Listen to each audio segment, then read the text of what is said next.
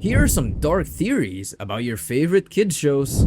Dark, darker, darker, darker. Okay, this is the level of darkness we're talking about.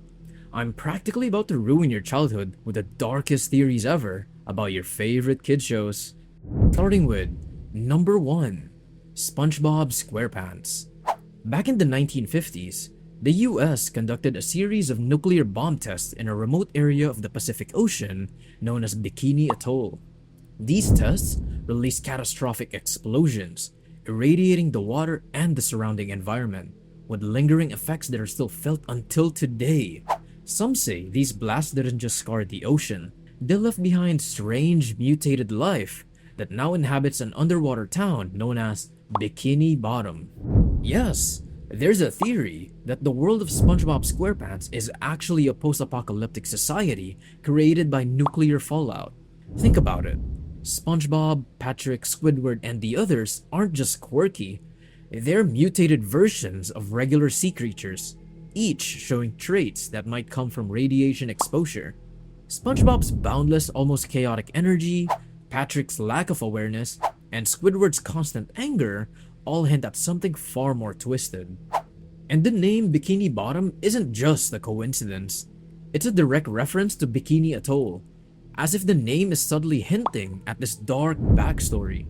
Could it be that these characters are the unnatural product of nuclear experiments gone horribly wrong, their lives filled with strange, surreal events as a result? In this light, SpongeBob SquarePants is a disturbing vision of what radiation might leave behind, a society changed forever by humanity's darkest experiments. It's Squidward. He wants to complain to you. No, I don't. But what about all that stuff about him having a dirty ship and being lazy and all? Number 2, Mr. Krabs. Still talking about SpongeBob? Mr. Krabs isn't Pearl's father by chance, but by choice, a choice with a dark and twisted origin. According to this theory, Mr. Krabs may have taken Pearl in only after he was responsible for her mother's death. Why? Maybe he felt guilt, or maybe he saw an opportunity. Pearl's mother has never been seen in the show, and yet, Mr. Krabs raises a teenage whale as his own daughter. The unsettling mystery deepens when you consider that Mr. Krabs is notoriously greedy, a trait so extreme that he'd do anything to protect his wealth, even commit a dark act. Could he have done something to gain from Pearl's mother's death? Perhaps Pearl's mom was a wealthy whale who Krabs saw as a threat, someone who could get in the way of his ambitions. Or maybe he wanted her wealth or something that would benefit him and the Krusty Krab. Taking Pearl in as his daughter might have been his attempt to ease his conscience or cover his tracks. After all, he spoils her with money and gifts, often going to great lengths to make her happy, even when it costs him the one thing he values above all else. It's almost as if he's trying to make up for something, or hide a dark truth he'll never let her know. Number 3, the Fairly Odd Parents, Cosmo and Wanda. What if they're not real at all, but instead a desperate coping mechanism that Timmy created to deal with a harsh and painful reality? Think about Timmy's life. He's a neglected kid, often overlooked by his well-meaning but clueless parents, who leave him in the care of his sadistic babysitter Vicky, a character who seems to find joy in making Timmy's life a nightmare. Surrounded by loneliness and feeling powerless, Timmy escapes into his imagination, crafting the idea of fairy godparents who exist solely to make his life better. In this theory, Cosmo and Wanda are more than just magical wish granters. They're his way of coping with a world where he has little to no control. Every wish that Timmy makes represents a yearning for something he can't have in his real life. Freedom, friendship, love, and power. When he wishes for fame or superpowers or popularity, it's not just a kid's fantasy. It's Timmy's trying to escape from the emptiness he feels. Cosmo and Wanda are his subconscious voices, his inner thoughts that comfort him when he's hurt, cheer him up when he's sad, and make him laugh when he needs it the most. They fulfill his wishes, yes, but they're also his silent cries for help, manifestations of his longing to be noticed and understood. This theory also adds a new dimension to the rule that no one can know about his fairies. In real life, no one can know about the mental worlds we create to survive. Timmy doesn't talk to anyone about his problems because deep down, he believes no one would understand or even care.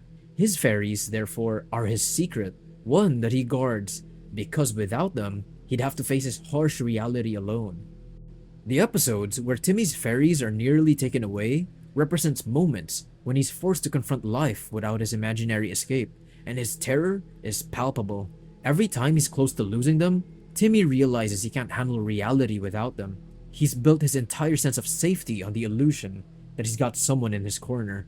And the most heartbreaking part, Timmy may never outgrow this world he's created because deep down, he believes it's the only thing keeping him from falling apart. Out, Francis, that's my only head. Finally, this looks like a job for Older Timmy! pluck on somebody your own size. Number 4. Winnie the Pooh. There's a theory about Winnie the Pooh that suggests that each character may actually represent a different mental health disorder.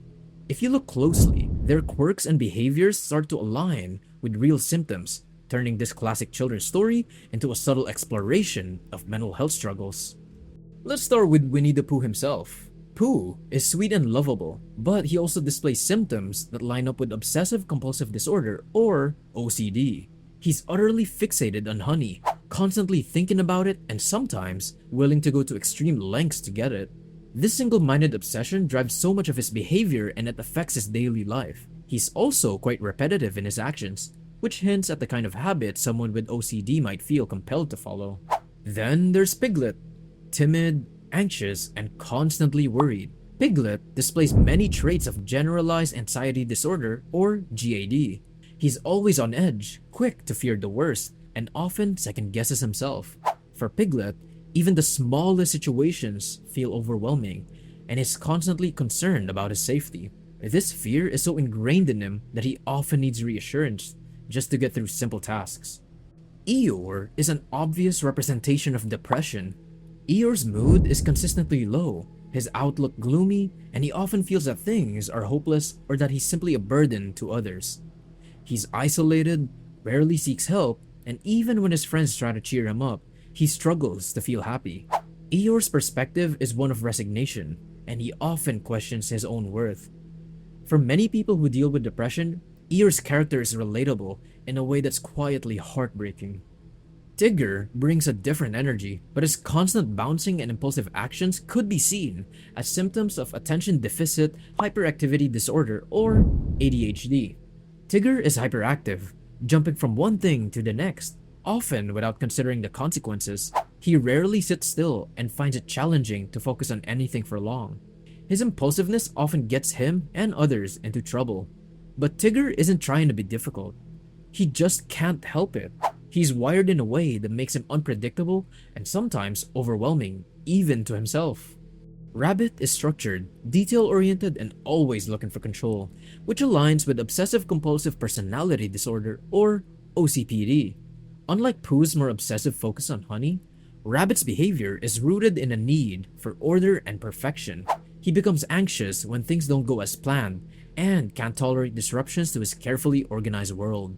Rabbit's strict adherence to rules and routines, his frustrations when others are carefree, and his desire for control all point toward a more rigid personality structure. Kanga, the mother figure, often exhibits behaviors that hint at social anxiety. While she cares deeply for her son Rue, she can be overprotective and cautious, especially in social settings. She's wary of new situations and prefers the comfort of routine, often keeping Rue close to her rather than letting him explore freely.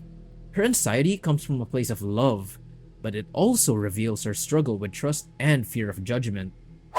Finally, Christopher Robin could represent schizophrenia or dissociative identity disorder, or DID in this theory.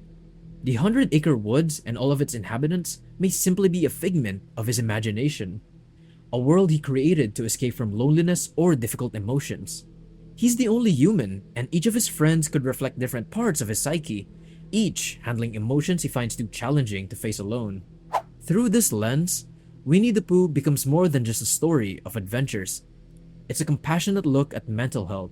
Each character has its own struggles, yet they all coexist in the 100-acre wood, helping each other and showing that we're never alone, even with our individual challenges. Hey, don't get too lost in those theories because they're just theories. I just ruined your childhood, didn't I? If I did, tell me in the comments. But if I didn't, tell me in the comments too. And don't forget to subscribe so you won't miss any of our content. And I'll see you in the next video.